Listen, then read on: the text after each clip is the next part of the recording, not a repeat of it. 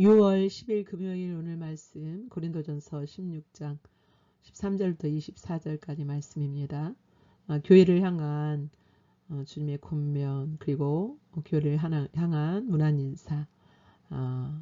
이것은 교회 안에서 신앙생활에 여러 가지 지침들을 몇 가지 지침들을 권면하는 말씀입니다.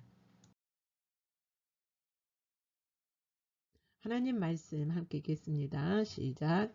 깨어 믿음에 굳게 서서 남자답게 강건하라. 너희 모든 일을 사랑으로 행하라. 형제들아, 스데바나의 집은 곧 아가야의 첫 열매요 또 성도 섬기기로 작정한 줄을 너희가 아는지라. 내가 너희를 권하노니 이 같은 사람들과 또 함께 일하며 수고하는 모든 사람에게 순종하라. 내가 스데바나와 부드나도와 아가이고가 온 것을 기뻐하노니 그들이 너희의 부족한 것을 채웠음이라. 그들이 나와 너희 마음을 시원하게 하였으니 그러므로 너희는 이런 사람들을 알아주라. 아시아의 교회들이 너희에게 무난하고 아굴리스가와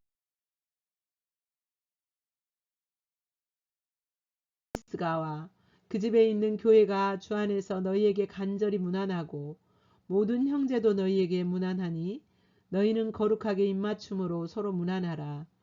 나 바울은 친필로 너희에게 무난하노니 만일 누구든지 주를 사랑하지 아니하면 저주를 받을지어다.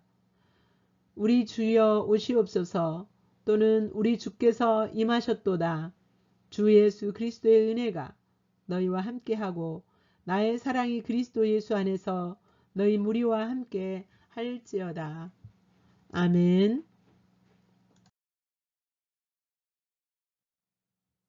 예, 깨어 믿음에 굳게 서라.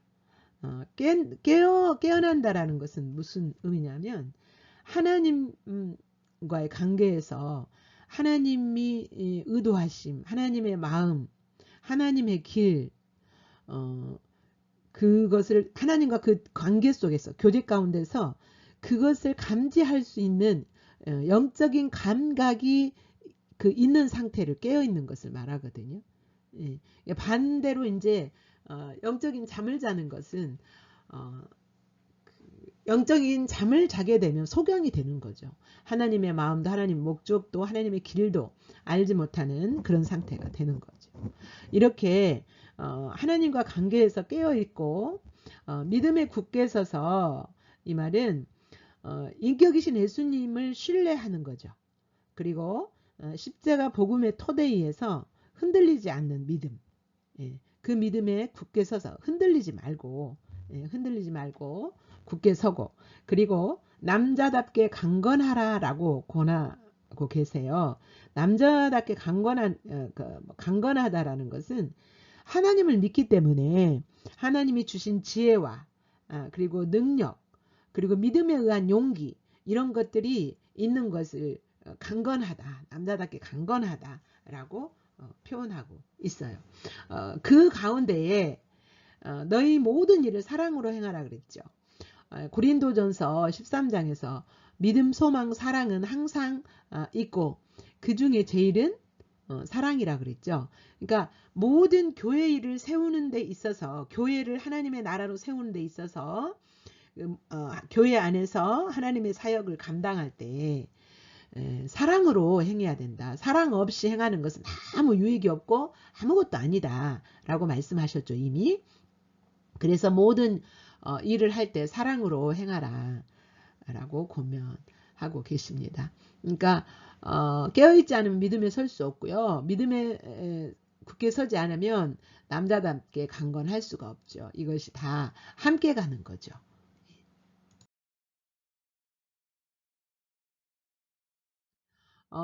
이제 그 15절부터는 교회 리더들을 리더답게 대접해야 된다. 라는 말씀이에요. 그러니까 리더들을 당연히 그렇게 섬겨야 된다. 그런데 어떤 리더냐? 스데바나의 집, 스데바나는 바울이 아덴에서 복음을 전할 때에 철학자들과 이렇게 논박을 하다가 복음을 가지고 논박을 하다가 이렇게 거기서 복음 전하는 것을 실패했다고 고백한 그 지역이 아덴 지역이잖아요. 그런데 그 아덴에서 구원받은 사람이 한 사람 있었는데 그 사람이 스데바나예요. 근데 이 스데바나가 거기 아덴에서 구원받고 고린도가 이제 자기 집인데 고린도로 돌아와서 자기와 자기 자신의 모든 가족, 여기서 스데바나의 집 이러면 노예까지 다 포함하는 거라고 합니다. 그러니까 자기 자신만 믿을 뿐만 아니라 자기 가족에게 복음을 전하고 심지어 노예들까지에게도 복음을 전해서 그 모든 그 집이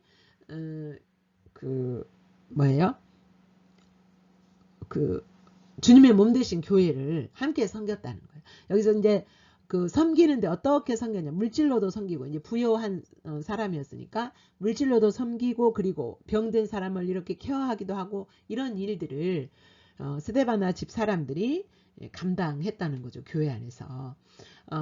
곧 아가야의 첫 열매요. 그랬죠. 아가야는 이제 그리스 지역이죠. 뭐 고린도나 아가야나 아덴 여기는 다 이제 그리스 지역인데, 그리스 나라의 이제 지역인데, 지역은 이렇게 그리스 나라인데 지역이 조금씩 이제 떨어져 있는. 그래서 아가야 즉 아덴 쪽에서 맺은 첫 열매요. 또 성도 섬기기로 작정한 줄을 너희가 아는지라. 그러니까 스데바나의 집은 스데바나 자신뿐만 아니라 모든 가족들 노예까지도 성도 교회 안에서 성도 섬기기로 작정하고 그렇게 섬겼다는 거예요. 그것을 제일 우선으로 하여 그 일을 가장 중요하게 생각하고 그렇게 교회를 섬기는 일을 했다. 이런 리더들, 그러니까 이런 리더들은 이 같은 사람들과 또 함께 일하며 이런 리더들과 함께 일하라. 그 스데바나 집 사람들만 일하도록 버려두지 말고 무관심하지 말고 함께 그 일에 참여하고 함께 일하며 수고하는 모든 사람에게 순종하라. 이렇게 하나님의 나라가 세워지도록 교회 안에서 수고하는 그 사람들, 그 하나님의 예수님의 길을 따라가는 그 사람들에게 순종할 것을 권면하고 있습니다.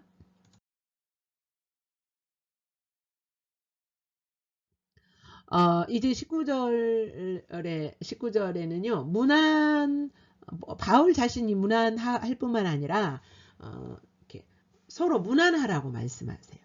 아시아 교회들이, 아시아는 여기서 뭐 동아시아 이쪽이 아니고, 그 소아시아, 그러니까, 그 이스라엘 지역에, 예루살렘 있는 이스라엘 지역과 유럽의 사이에, 중간 사이에 소아시아가 있어요. 이 소아시아 교회들이거든요.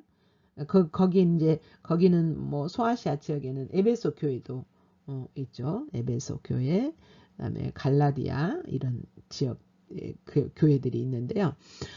이 아시아 교회들이 그리스, 유럽에 있는 교회들에게 문안하고 있어요. 문안하고 아굴라와 브리스가와 그 집에 있는 교회가 주 안에서 너희에게 간절히 문안하고. 여러분, 아굴라와 브리스가는 바울과 함께 동역했던, 하나님의 말씀을 가르치고 또 교회를 세우는 그 일을 했던 하나님의 종이죠. 그 집에 있는 교회, 그러니까 아굴라와 브리스가는 부부죠. 이 부부가 그 집에, 자기 집에 교회를 세운 거예요. 가정교회. 교회가 주 안에서 너희에게 간절히 문안한다. 그러니까 교회가 교회에게 문안하는. 그러니까 교회, 여기서 말씀하시는 성경에서 말씀하시는 교회는 이제 우주적인 교회잖아요. 하나님이 보시는 교회는 우주적인 교회. 그러니까 네 교회 내 교회 따로 없고 다 모든 교회가 주님의 교회이기 때문에 서로 문안하라는 거죠. 그리고 모든 형제도 너희에게, 아시아 소아시아에 있는 형제들이 유럽 그 고린도 교회에 있는 너희들에게 문안한데 거룩하게 입맞춤으로 서로 문안하라 라는 말씀을 하세요. 초대교회 때는요, 성도들이 거룩한 입맞춤을 했대요. 이게 이제 전통이었다고 합니다. 예, 전통으로 이 입맞춤은 그 초대교회의 전통이었고 초대교회에서 행해졌던 하나의 의식이었는데 어떤 의미를 가지고 그 거룩한 입맞춤을 했냐면 서로 그러니까 예수님으로 말미암아 평강할 수 있도록 서로 평강하도록 서로 평강을 비는 차원의 거룩한 입맞춤이었고요.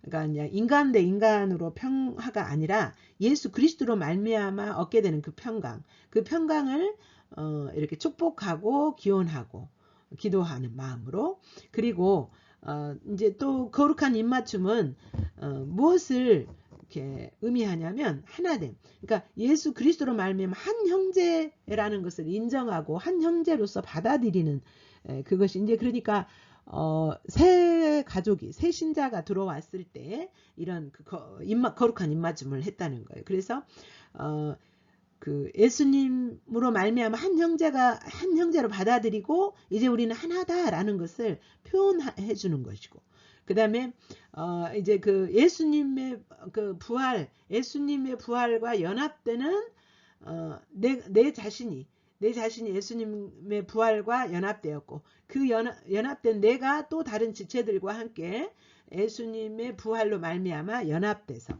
그래서 믿음에 굳게 서서 이제 우리 살아갑시다 라는 차원으로 격려하는 차원으로 이런 입맞춤을 했다고 합니다. 그러니까 이제 이런 그 거룩한 입맞춤을 서로 하라는 거예요. 그러니까 성도끼리도 하지만 또 교회가 교회끼리 이렇게 교회와 교회가 거룩한 입맞춤을 하도록 권면하고 있습니다. 왜냐? 교회는 하나이기 때문에 그러죠.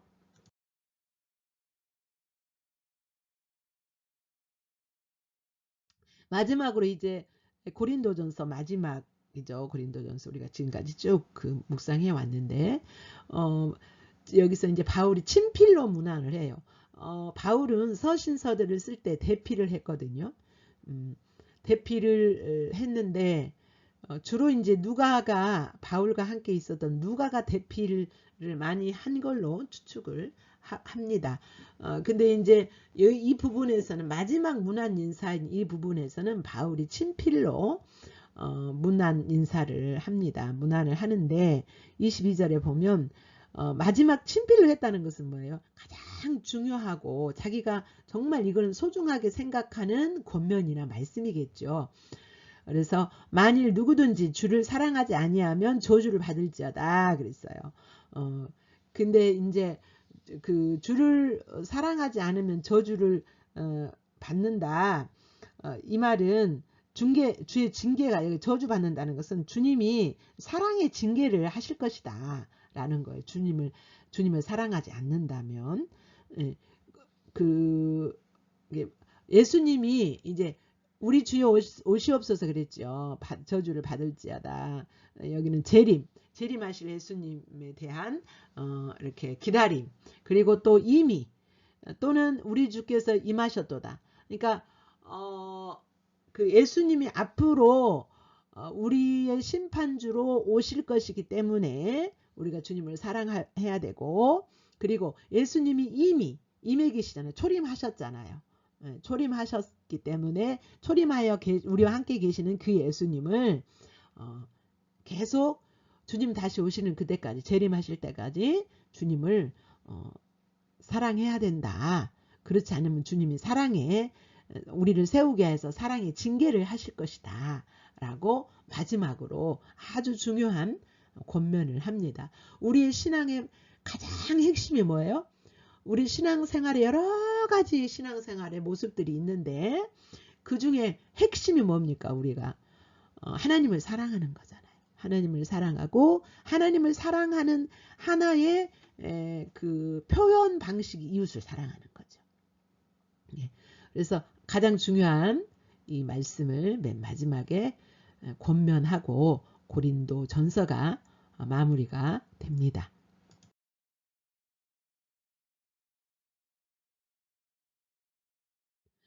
이제 말씀 살핀 가운데 성령님께서 여러분에게 터치하시고 깨닫게 하신 그 말씀을 통해서 주님 만나시고 정말 여러분이 묵상하고 주님 찾을 때 그 말씀을 더 깊이 새기고 깊은 만남 속에서 은혜가 넘치고 또 주님의 은혜로 주님과 동행하는 한 날이 되시기를 축복합니다.